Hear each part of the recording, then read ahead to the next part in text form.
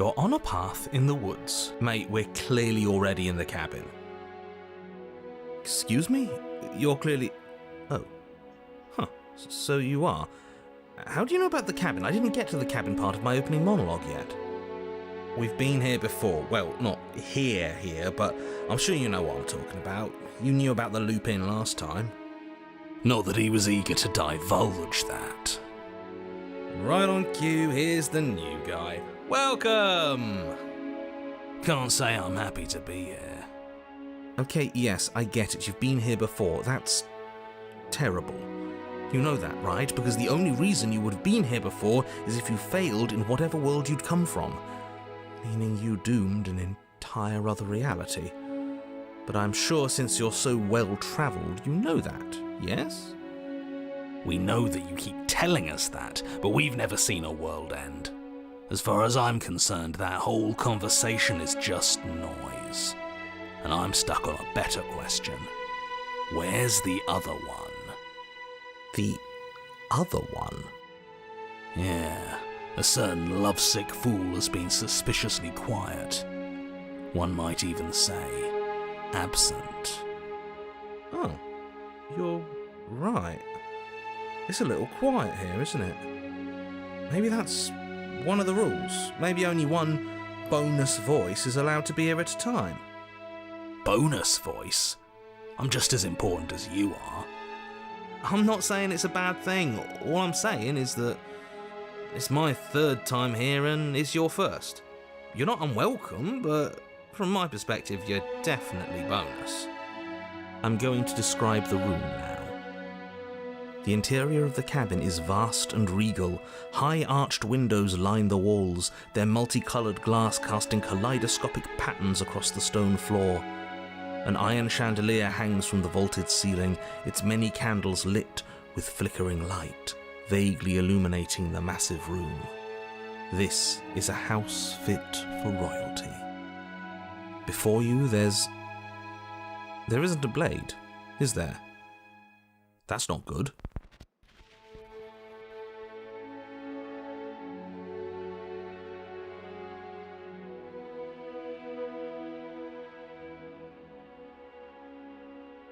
I see your point, but it's still an option that's been taken away from us. I don't like losing options. Yes, and it's an important one. It's your implement. You're going to need it if you want to do this right. And the fact that you're here, right now, again, means that you have not yet done this right. But it's not there, is it? We don't even get the choice. So, what are we supposed to do? I don't actually know. I'm sure it'll turn up somewhere. It has to. It's part of the whole structure of this place, I think. At the very least, it's important.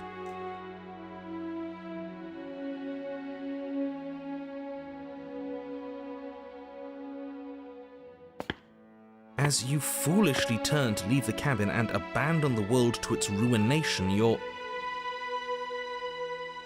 Oh, isn't that convenient? As you turn around, you're faced with a solid wall. There isn't a way out. It would appear that you're stuck here until you find a resolution to our princess problem. Yes, it's very convenient, isn't it? I assure you, I'm just as surprised as you are. Can't you hear the relief in my voice? I wouldn't be relieved if I was the one who set this up. I would have known you were stuck here from the beginning. Look, it doesn't matter who put that wall there, because it's there. The only thing for you to do now is find the princess and, ideally, find your weapon while you're at it. With nowhere to go but forward, you turn back around, leaving the non-existent exit behind you.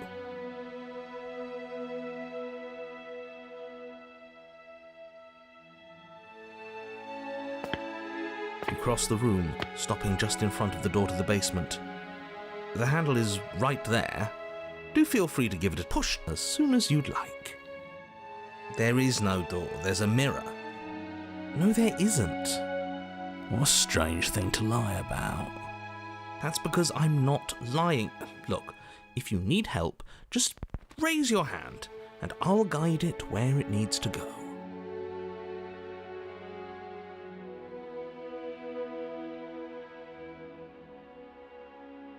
You reach forward, your hand instinctively wrapping around the handle.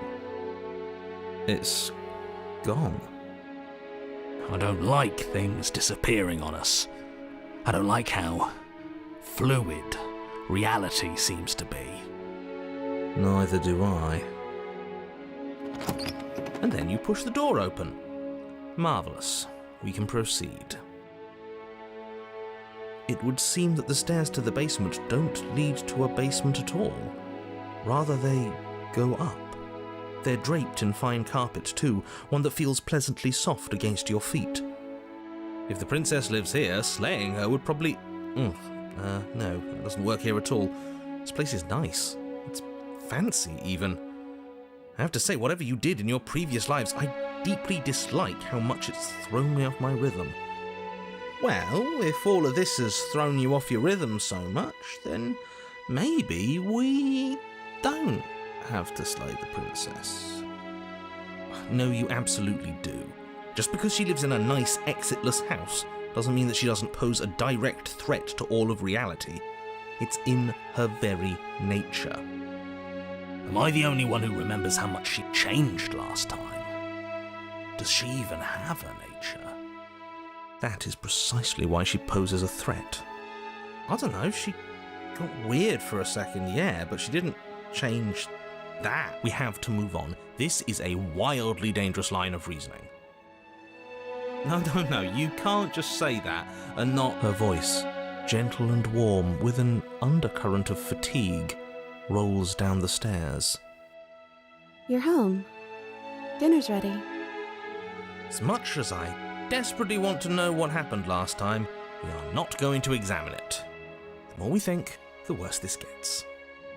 Why are you so on edge? This is much nicer than what we're used to. I'd like to have dinner. Dinner sounds nice. That is the problem. This isn't supposed to be nice, and she's supposed to be a prisoner. I need to stop talking. I need to stop talking. Just go upstairs, okay? And don't eat the food.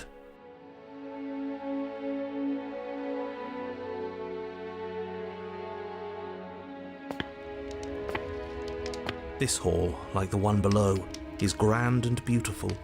Torches bathe the room in warm, comforting light, just enough to illuminate the tapestries along every wall, woven with scenes of chivalry and courtship and romance. The many cloth eyes are fixed on each other, gazes averted from the long table in the centre of the room, the princess seated at its far end. Your pristine blade glints in the weak torchlight, hanging from a golden chain around the princess's neck. So that's where it is. And the tip is already pointed right at her heart. Okay, everything is falling back into place. All you have to do is cross the room, push down a little, and the entire world is saved. That's easy. Isn't that suspiciously easy? There has to be a twist. There has to be something waiting for us. You saw what happened to her last time. She's not what she seems. You're here. Now we can start being happy together. Why don't you sit down? Wouldn't that be nice? As the words leave her mouth, the torches flare and a chair swings in from behind, knocking your legs out from under you. You're forcibly seated at the head of the table. Isn't that better? It is better, right?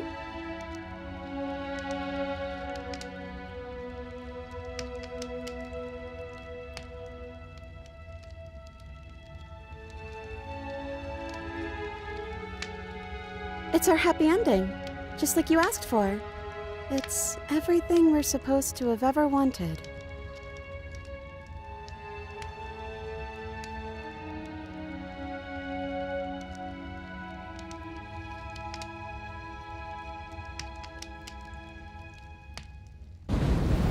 But as you attempt to get up, the torches flare and shadowed hands pin your wrists to the arms of your too comfortable seat.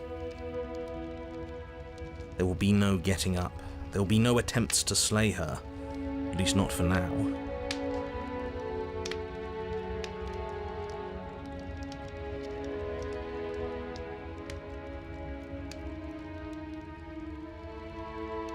princess smiles nervously. Oh, yeah, don't worry about it. That's just how it works here. We don't have to go anywhere anymore. We have everything we need. He just wants us to be happy.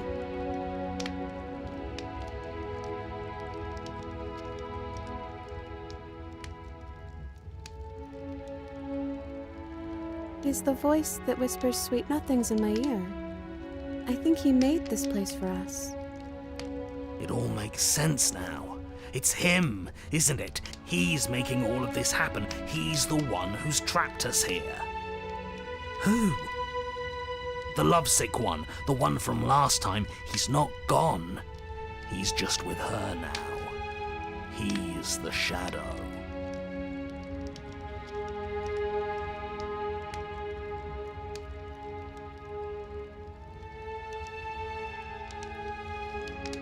Smitten? The torches flare and the shadow grows for a moment, but you don't receive a response. No, I saw him smile. That's him. Regardless, it would seem that he, if there is a he, isn't something you can talk to. He says his words are just for me, but he wants me to ask. Isn't this enough? Isn't this what you wanted him to do? He says he's tired. I don't think he'll answer anything else you have to say.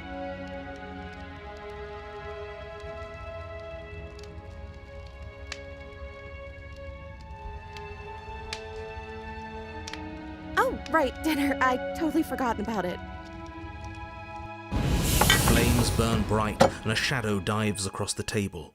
In its wake, it leaves a feast. Go ahead and dig in. I'm sure you're hungry. Remember what I said. Oh, but it looks so amazing, and after everything we've been through, we could really use a break. Are you sure we need to be so concerned? I'm not sure about anything, and that's the problem. For what it's worth, I generally don't think one should trust strange food that magically appears on a table. But nothing here is exactly what I expected it to be, so make of that what you will.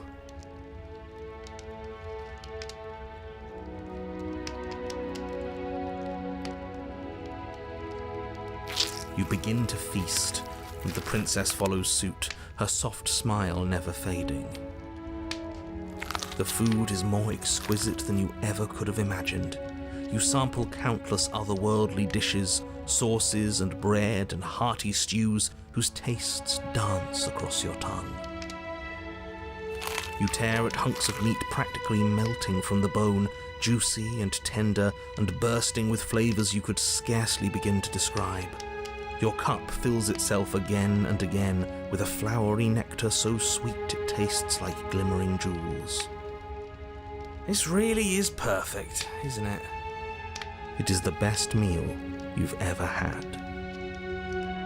But then it's over, and you're just as hungry as when you began. Wasn't that perfect? We should do it again. The shadow washes across the table, clearing and replating. The feast is once again laid before you. The food is good, again. You tear into golden crispy flesh, dab at the slurry of aromatic sauces on your plate with thick-crusted bread, sip your goblet of sparkling gems. But you have done this already. And then it's over, and you're just as hungry as when you began. You're still hungry too, right? I know this wasn't as good as it was last time, but we just have to do it again. That's all. It'll be perfect if we just do it again. So the shadow sweeps over the table, clearing the old and laying out the new. And so you do it again. The meat is fine, the bread is fine. You sample the side dishes and they're fine too. You finish your goblet, the liquid within no longer glimmering on your palate, instead leaving your mouth coated in a tacky film. You put it down and it fills again. You do not drink more. So we had a mediocre meal. It's not a big deal. That's the trap. It wasn't mediocre at first. It's trending down. We're just getting a little sick of it. So what? We just have to try something new. I'm sure we won't be stuck eating the same meal forever. Regardless of quality, it's over again, and you're just as hungry as when you began. Again. No, something was wrong that time. But maybe I was just tasting it wrong. It looks just as good as it did the first time. It shouldn't taste like this. Again, the shadow replaces your feast, and again you eat. The meat is greasy. The bread is tough, its crust hurting your jaw as you chew. The grey vegetables are barely worth the effort of picking through. You don't even touch the goblet, its sickly sweet aroma utterly unappealing. I am so tired of eating. At least you still have the memory of how good it was the first time, right? I'm so tired of this. As the words leave her mouth, one of the torches on the wall sputters and then goes out entirely. What just happened? Did I do something wrong? A light went out. Maybe a coincidence, but maybe not. And if they all go out, there won't be any shadows left to hold us. Won't there be more shadow? No, just darkness without a shape. And then it won't be able to hold you any longer. You'll be able to do what you're supposed to. As if in response to the dousing of their brother, the other three torches blaze brighter, their flames licking at the walls. Their shadows deepen, dancing angrily across the stone.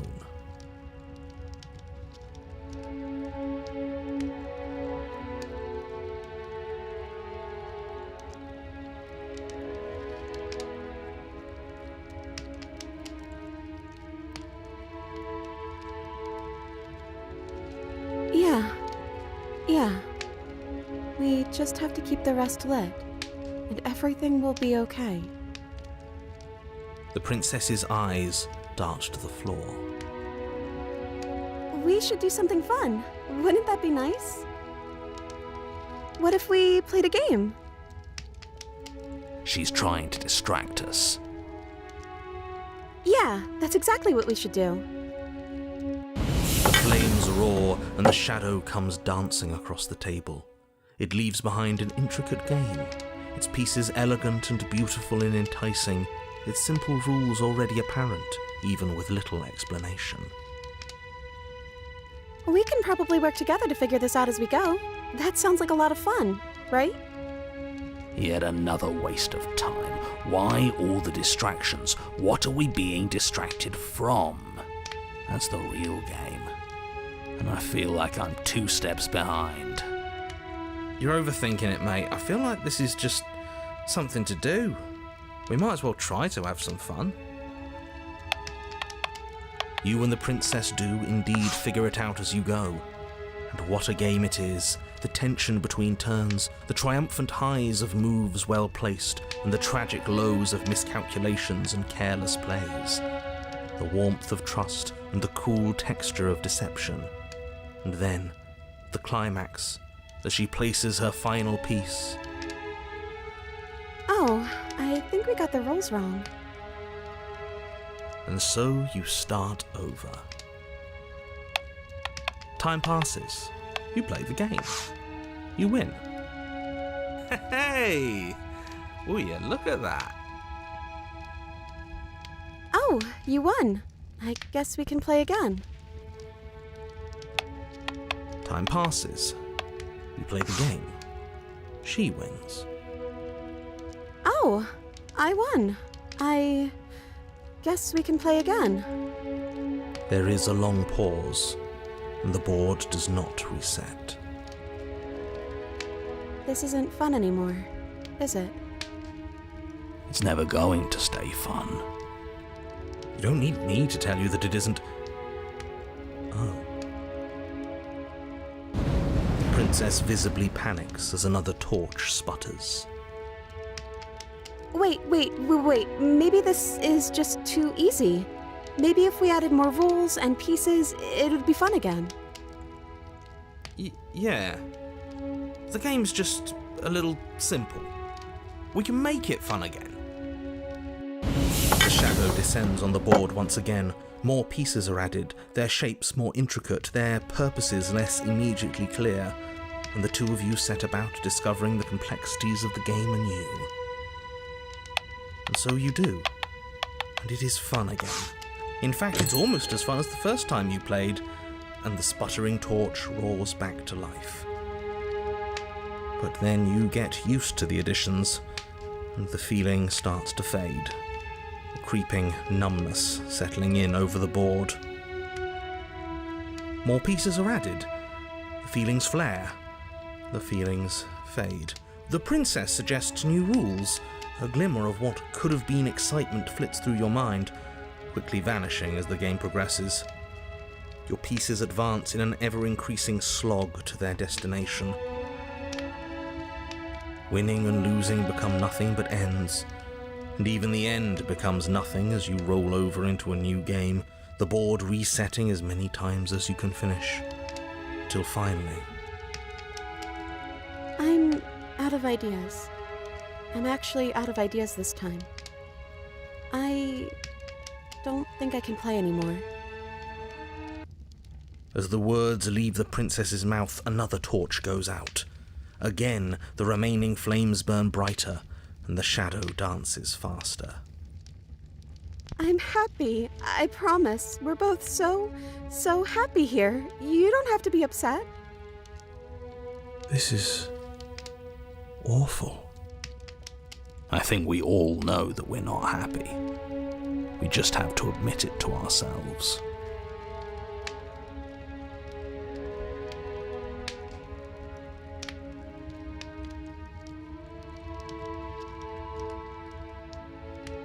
Like we've been given everything someone else has told us we wanted. But it isn't what we want. The third torch sputters out. The princess's shadow dances furiously against the far wall. There's just one left.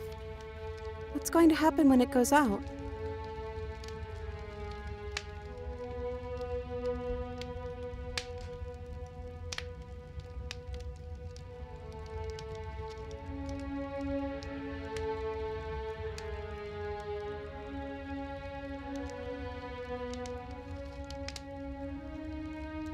I think I'd like to dance under the stars. That sounds lovely. But there aren't any stars here. I'd have to leave. As she says that, the shadow rushes forward and tightens its grip on her wrists. I'm not happy here. I don't think I ever was. The princess sobs, burying her face in her hands as the final torch blows out.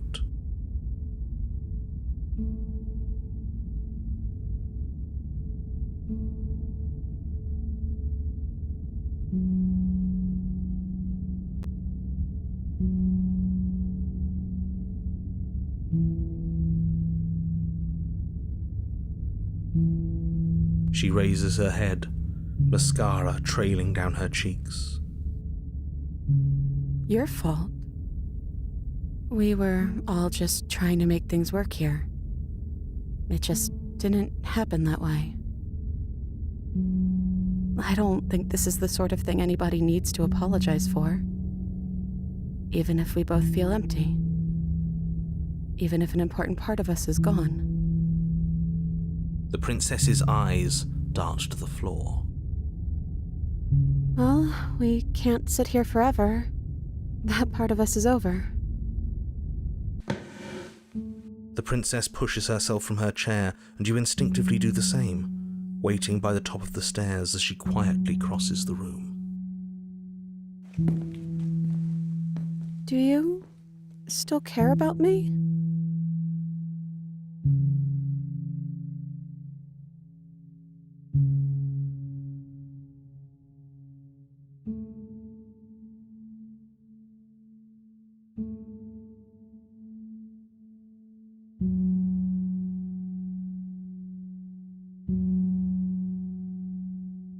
Oh, I wasn't expecting you to say that. I still care about you, too, so maybe this wasn't all bad. But I don't think this place is for us anymore. I think we need to go.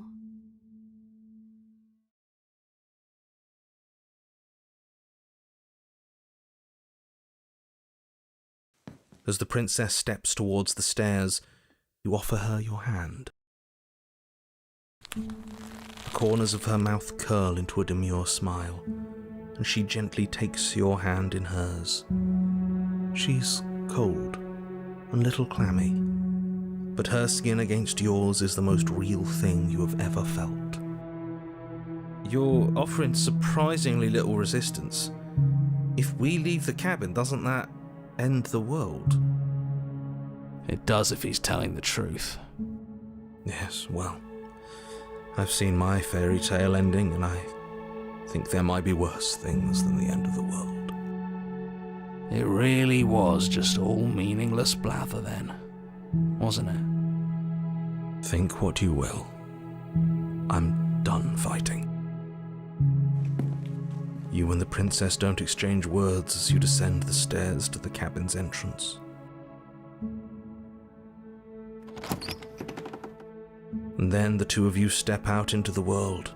I think this is the end of me, even if it's not the end of you. I hope this was worth it.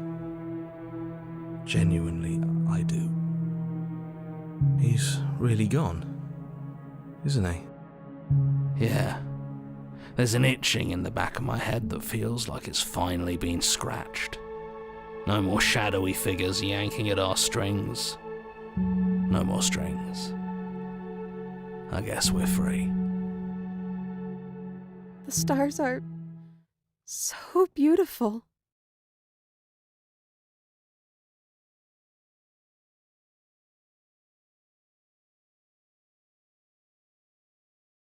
I meant it when I said I wanted to dance.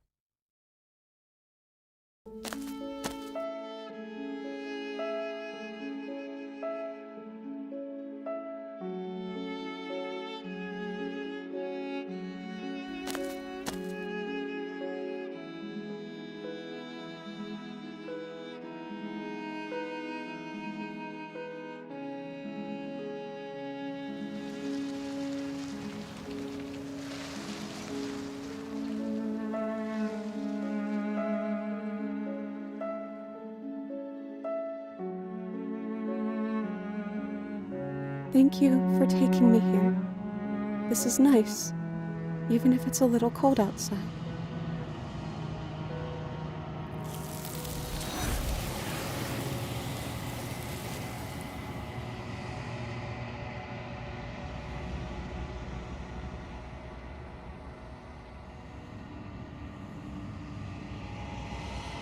She's gone. Where did she go? Should we try and find her? And is that a mirror? Why is it here? Why now?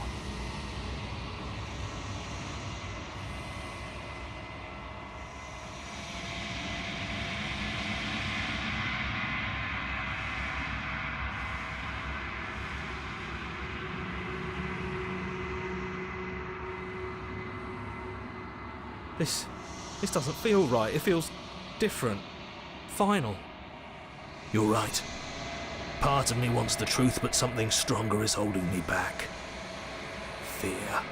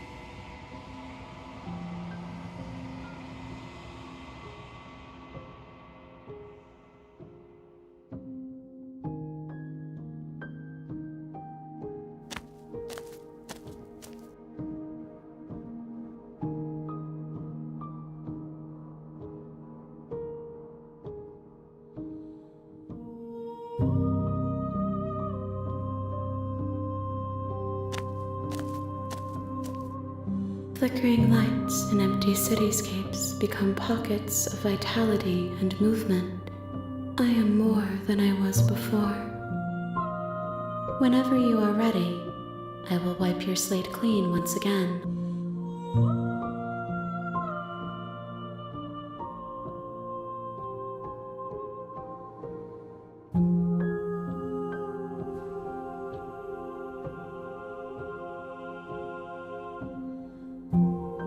This one is a songbird in a cage of gilded shadows. She will make for an honest heart. Do not mourn her. She has finally learned to sing for herself.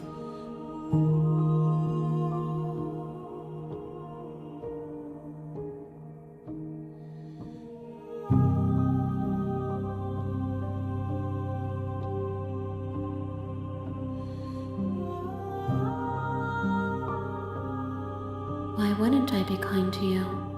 You are the only thing I know that isn't me.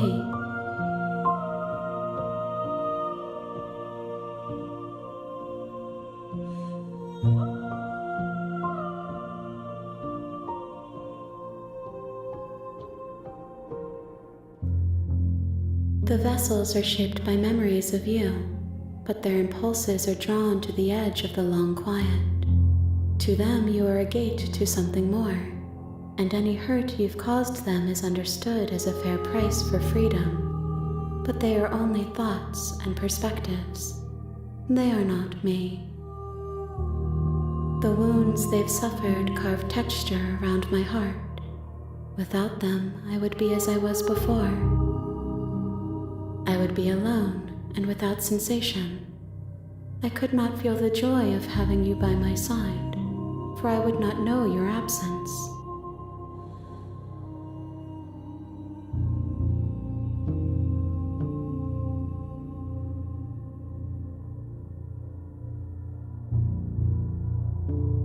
Eyes close in reflection.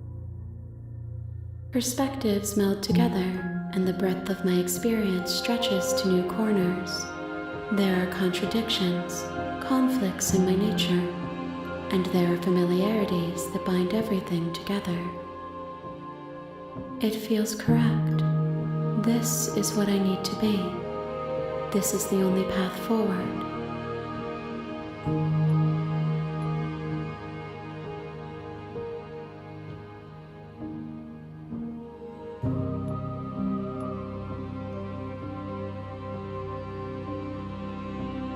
If I am to be an ocean, you have nurtured me into a pond. My waters are shallow and murky, and I yearn for more perspective. You will have your rest in due time, and I am sorry for the burdens I place on you.